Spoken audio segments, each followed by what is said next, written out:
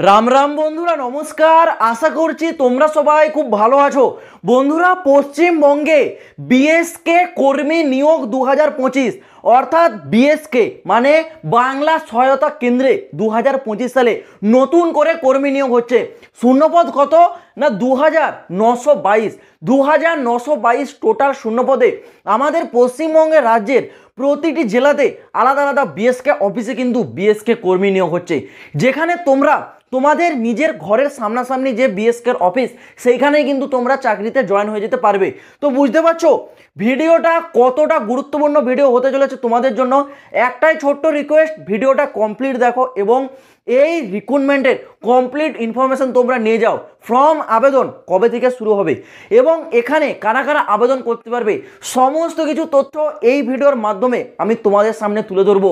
যারা পশ্চিমবঙ্গে থেকে একটা ভালো স্থায়ী সরকারি চাকরি খুঁজছো এবং 12 পাস যোগ্যতায়, তাহলে তোমাদের জন্য বিএসকে অর্থাৎ এই বাংলা সহায়তা কেন্দ্রের যে রিক্রুটমেন্ট, এটা কিন্তু দুর্দান্ত একটা সুযোগ তোমাদের জন্য হতে চলেছে। তো বেশি দেরি করবো না, একেবারে চলে আসছি মূল ভিডিওর দিকে। দেখো, যারা বিএসকে সম্বন্ধে জানো না, বলে রাখছি বিএসকে হচ্ছে বাংলা সহায়তা কেন্দ্র। আর এখানে বাংলা সহায়তা কেন্দ্রে যে পোস্টের উপর নিয়োগটা হচ্ছে তার নাম হচ্ছে কি না ডিইও, ডেটা এন্ট্রি অপারেটর। এই পোস্টের কাজ কি জানো? এই পোস্টের কাজ হচ্ছে সরকারের যে সমস্ত ডেটা, তোমরা নামটা শুনেই বুঝতে পারছো ডেটা এন্ট্রি অপারেটর, সেই সমস্ত ডেটা কিন্তু কম্পিউটারাইজভাবে তোমাদের এন্ট্রি করা, এক জায়গা থেকে আরেক জায়গায় মেলের মাধ্যমে পাঠানো, বা এই সমস্ত ডেটা যে আদান প্রদানের কাজ হয় সেগুলো তোমাদেরকে করতে হবে কম্পিউটারে বসে। আর এদের পোস্টিংগুলো কোথায় হয়? সামনাসামনি দেখবে বিএসকে অফিস আছে, সেখানে আবার কয়েকজনের পোস্টিং হয়ে যায় বিডিও অফিসে, তোমরা সকলে জানো, ঠিক আছে, ব্লক ডেভেলপমেন্ট অফিস। সেখানে দেখবে অনেকে কম্পিউটারে বসে কাজ করে থাকে যারা বিএসকের কর্মী হয়, ঠিক আছে। তো এই ধরনের বিভিন্ন প্রকার জায়গায় তোমাদের কিন্তু পোস্টিংটা করে দেবে এই বিএসকে, যেখানে টোটাল শূন্যপদ বলেছে কত না 2922, ঠিক আছে। আর এই টোটাল শূন্যপদটা কিন্তু আমাদের ওয়েস্ট বেঙ্গলের যে প্রতিটি জেলা আছে, প্রতিটি জেলার পুরুষ মহিলা সকলেই কিন্তু আবেদনযোগ্য, যদি যোগ্যতা হয়ে থাকে কত না 12 পাস। এর জন্য বিরাট কিছু হাই কোয়ালিফিকেশন চাওয়া হয়নি, কেবল উচ্চ মাধ্যমিক পাস। সেটা তোমার সায়েন্স শাখায় হতে পারে, আর্টস শাখায় হতে পারে, বা কমার্সে হতে পারে। শুধু উচ্চ মাধ্যমিক পাস থাকলেই তোমরা আবেদনযোগ্য। বয়স সীমা কি বলেছে না 18 থেকে 40। দেখো, 18 থেকে 40 বছর বয়সের মধ্যে তোমাদের যদি বয়স হয়ে থাকে, অনায়াসে তোমরা আবেদনযোগ্য।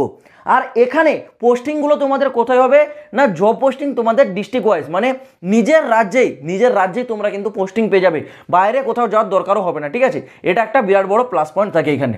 পরবর্তী প্রসেস হচ্ছে নিয়োগ প্রক্রিয়া। দেখো, নিয়োগ প্রক্রিয়াতে তোমাদের একটি এক্সাম আর হবে একটি ডকুমেন্টস ভেরিফিকেশন। আর এই রিক্রুটমেন্টটা যেহেতু তোমাদের ডেটা এন্ট্রি অপারেটরের রিক্রুটমেন্ট, একটা কথা মাথায় রাখবে, ডেটা এন্ট্রির কাজ হচ্ছে কম্পিউটারে, ঠিক আছে।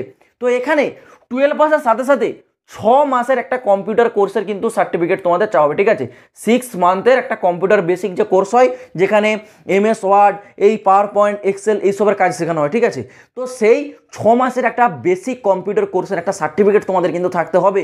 তাহলে তোমরা কিন্তু এখানে সিলেক্ট হবে না, যেহেতু এটা একটা কম্পিউটারাইজে কাজ করতে হয়, তো তোমাদের সেই অভিজ্ঞতাটা থাকতে হবে ন্যূনতম 6 মাস। সেই 6 মাস কোর্সের সার্টিফিকেট দিয়ে তোমাদেরকে কিন্তু এখানে ফর্মটা আবেদন করতে হবে, এটা কিন্তু মাথায় রাখবে।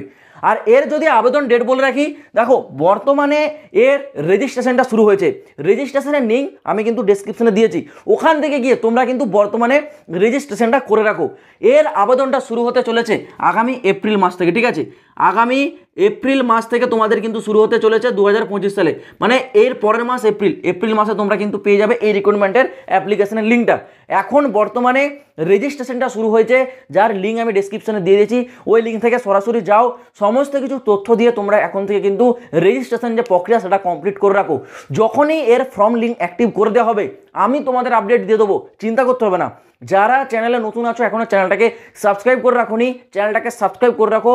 যেই মুহূর্তে অ্যাপ্লাই লিঙ্ক অ্যাক্টিভ হবে সেই মুহূর্তেই আমি তোমাদেরকে জানিয়ে দেবো যে অ্যাপ্লাই লিঙ্কটা অ্যাক্টিভ হয়ে গেছে। তো অবশ্যই চ্যানেলটাকে কিন্তু তোমরা সাবস্ক্রাইব করে রাখবে। তো আশা করছি বিষয়টা আমি তোমাদের বোঝাতে পারলাম। আজ ভিডিওটা এই পর্যন্ত থাক, দেখা হচ্ছে আবার পরের ভিডিওতে নতুন কোনো আপডেটের সাথে। জয় হিন্দ, বন্দে মাতরম।